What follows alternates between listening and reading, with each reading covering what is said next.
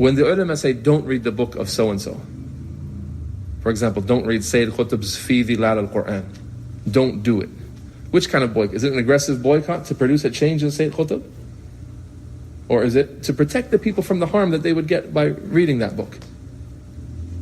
What would it be? It's the second kind, where every person is trying to protect himself from something harmful.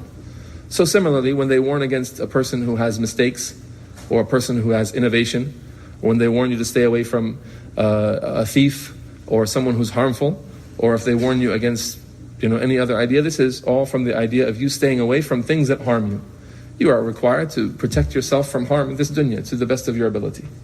And the most important way that you protect yourself from harm is that you protect yourself from harm religiously, first, before dunya matters.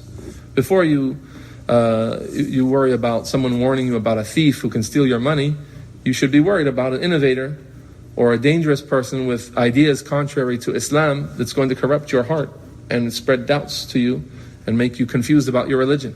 So it's better for you to listen to people who warn you about those kinds of people and practice hajr, or abstaining from the company of some people to protect yourself.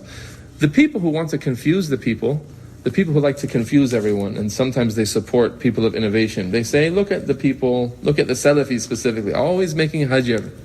You find sometimes they don't want to go to a lecture with so-and-so speaking because he's got so many confusing ideas in Islam, and the scholars have spoken about his ideas, so they don't want anything to do with his lecture, even though there might be some good in the lecture.